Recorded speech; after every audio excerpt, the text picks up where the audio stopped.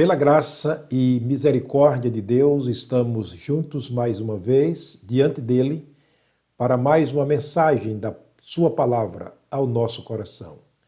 Hoje eu quero falar sobre a oração de Jesus. Não é interessante saber que Jesus, como homem, neste mundo ele orou? Ele ensinou os seus discípulos a orar, mas ele também orou. Certa vez os seus discípulos pediram a Jesus: Senhor, ensina-nos a orar, como também João, o Batista, ensinou os seus discípulos a orar.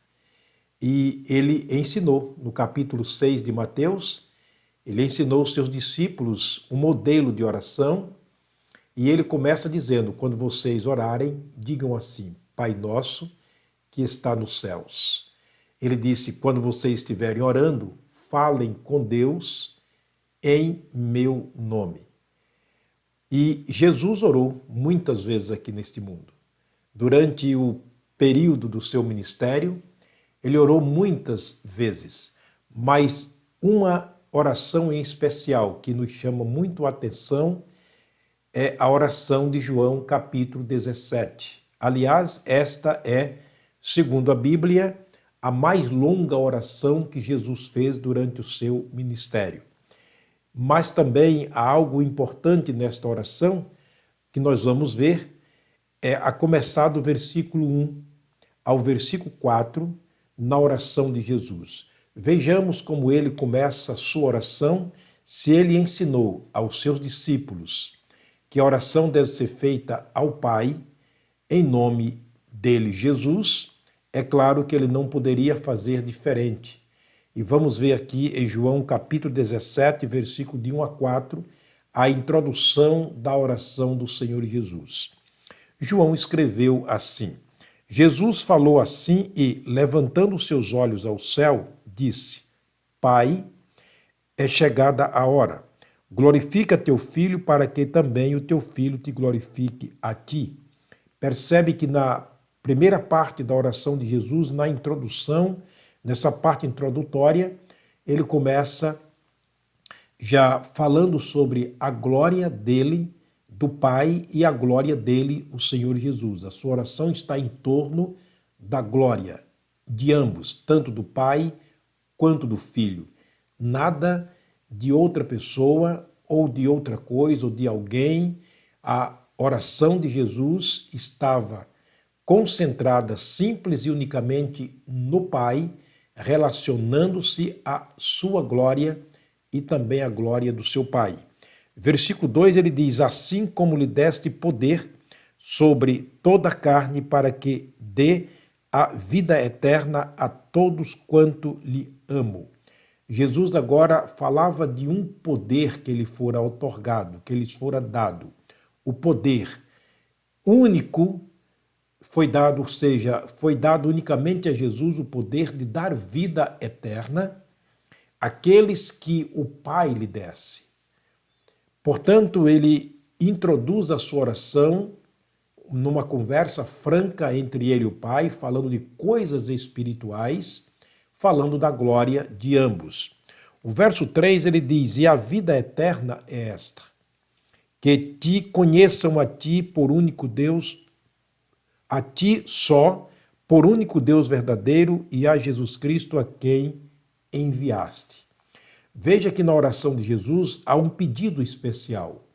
Ele começa dizendo: Pai, eu quero que aqueles que tu me dá, ou me deste, ou me dará, a partir deste momento, como discípulo, que eles conheçam a ti só, unicamente como Deus verdadeiro, e a Jesus Cristo a quem tu enviaste. Percebe que a oração de Jesus continua em torno do Pai e do Filho.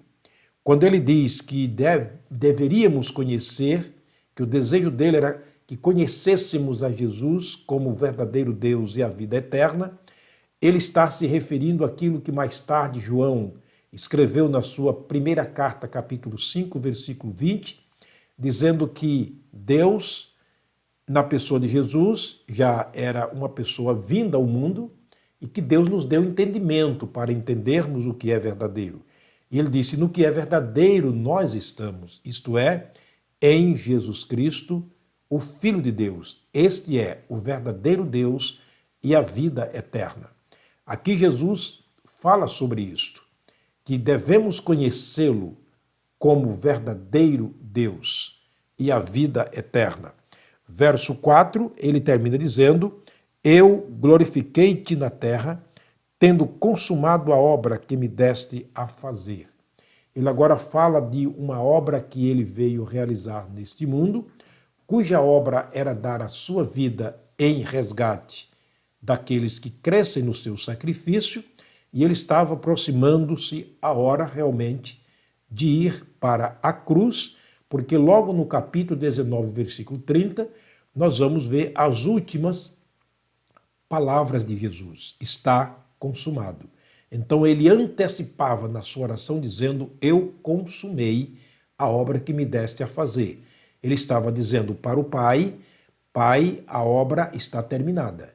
Eu até aqui fiz toda a tua vontade, realizei toda a tua obra, portanto eu estou tranquilo em saber que eu cumpri a tua vontade. Não é interessante poder ver Jesus falando com Deus abertamente sobre um assunto tão pertinente? Portanto, é maravilhoso a gente poder aprender com Jesus a oração correta, o modo correto, a pessoa correta com quem devemos falar em oração. Aí, a partir do versículo 6, nós temos Jesus falando agora a respeito de alguém. O versículo 6, a parte A do verso, ele diz o seguinte: manifestei o teu nome aos homens que do mundo me deste. Ele disse: na obra que eu realizei, uma das tarefas que eu prestei aqui para ti foi manifestar o teu nome. Jesus continua centrando sua oração em Deus, o Pai. O nome de Jesus, ou seja, o nome de Deus, é o nome mencionado por Jesus na sua oração. Versículo 7, versículo 8, Jesus continua a orar e ele diz assim: agora já tem conhecido que tudo quanto me deste provém de ti. Ele está falando de alguém. Ele está falando de nós, daqueles que seguiam a ele na época, dizendo: agora, Senhor, eles têm conhecido que tudo que tu me deste provém de ti. E o verso 8, ele diz: porque lhes dei as palavras que tu me deste, e eles as receberam, e têm verdadeiramente conhecido que saí de ti, e creram que me enviaste. Ele diz: as palavras que eu lhes dei, cujas palavras vieram de ti, eles conheceram que realmente era assim, e por isso eles se converteram, por isso eles creram. E agora, Senhor, eles realmente sabem que eu vim de ti. Eles estão convencidos de que não há outro meio. Eles sabem agora que eu sou o caminho, eu sou a verdade, eu sou a vida, que eu vim do Senhor e falo do Senhor e pertenço ao Senhor. A oração de Jesus é muito pedagógica, nos ensina muito nesse sentido. Agora vamos para o versículo 16 e 17, uma parte interessante na oração do Senhor Jesus Cristo relacionada aos seus discípulos. Versículo 16 ele diz: não são do mundo como eu também não sou do mundo. Percebe que Jesus agora, falando com o Pai, ele percebe algo importante nos seus discípulos. Ele disse: Senhor, todos aqueles que creram em mim já não são mais pessoas deste mundo, como eu também não sou do mundo. Verso 18, ele diz: assim também, assim como tu me enviastes, ou me enviaste ao mundo, também eu os enviei ao mundo. Ele agora fala sobre a missão que ele daria aos seus discípulos para realizar neste mundo. Assim como o Senhor me enviou dos céus à terra, eu os envio na terra aqueles que tu me deste e creram que realmente eu vim de ti. Era a missão para a qual Jesus veio ao mundo. Finalmente, versículo 20, estamos sintetizando aqui esta longa oração dele de 26 versículos, mas no verso 20 ele diz algo interessante. Ele diz: e não rogo somente por estes, mas também por aqueles que, pela sua palavra, hão de crer em mim. Não é interessante que Jesus, há 2000 anos atrás, já estivesse orando por nós? Sim, o dia que eu recebi Jesus como meu Salvador, eu estava dentro de um contexto da oração e do pedido de Jesus. Aqueles que estão recebendo Jesus agora estão dentro do contexto do pedido de Jesus. Aqueles que receberão Jesus também estão ou estarão. Vou repetir o versículo mais uma vez, como ele fala com o Pai. E não rogo somente por estes, aqueles que estavam com ele ali, os 12 apóstolos, os discípulos que estavam lhe seguindo naquela época, há 2000 anos atrás, mas também por aqueles que pela a sua palavra hão de crer em mim. Você já creu em Jesus? Se você não creu ainda em Jesus, você está dentro do contexto do pedido dele. O que ele está dizendo é que aqueles que não creem nele através da palavra dele pregada estão fora do pedido feito por ele, portanto perderão a bênção de receber também o último pedido que ele fez ao Pai. Porque o último pedido que ele fez ao Pai é muito importante, e este eu quero ler para você. Esse pedido está no versículo 24. Agora ele se volta para o Pai e relacionando-se àqueles que já eram dele naquela época, que creram nele através da sua palavra, a nós que creríamos durante o período da graça, da pregação do Evangelho, ele faz um pedido todo especial ao Pai. Ele disse: Pai, aqueles que me deste, quero que onde eu estiver, também eles estejam comigo, para que vejam a minha glória que me deste, porque tu me amastes, ou me amaste antes da fundação do mundo. Não é interessante? O pedido que Jesus Cristo faz em relação aos crentes, em relação àqueles que creem nele, que abrem o seu coração, que recebem-o como Senhor e Salvador através da pregação da sua palavra. Quero que aqueles que tu me deste, que estejam comigo onde eu estou, que estejam comigo, ou que estejam também comigo onde eu estou. Onde é que Jesus está neste momento?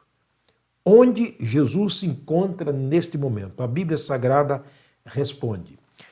Romanos capítulo 8, essa é uma resposta muito segura quanto ao lugar onde Jesus está. João capítulo 8, versículo 34, a Bíblia Sagrada diz o seguinte: Paulo escreveu sobre Jesus. Quem é que condena? Pois é Cristo quem morreu, ou antes quem ressuscitou dentre os mortos, o qual está à direita do Pai ou de Deus, e também intercede por nós. Portanto, Jesus está entronizado à direita, ao lado direito do seu Pai na glória. Foi para lá que ele foi depois da ressurreição. E a Bíblia diz que ele continua falando por nós. Diz aqui o texto: está entronizado à destra de Deus e também intercede por nós. Fala por nós diante do Pai. Jesus não apenas orou por nós, mas ele continua falando por nós ao lado do Pai. Ele fala o seu nome, ele fala o meu nome, ele fala das nossas necessidades, porque Jesus nos conhece como ninguém. Ele esteve aqui, ele viveu conosco, ele se tornou homem como nós, e por isso ele sabe muito das nossas fraquezas, das nossas dores, nossas alegrias, das nossas necessidades. E a maior necessidade que ele conhece de cada um de nós é da vida eterna, porque foi assim que ele introduziu a sua oração ao Pai, essa conversa com o Pai, que nós conhecêssemos a Deus como verdadeiro Deus e a vida eterna. E a ele, a quem o Pai havia enviado para trazer essa vida eterna a nós. Portanto, ele está agora entronizado ao lado do Pai, intercedendo por nós. Última é finalmente Hebreus capítulo 12, versículo 2.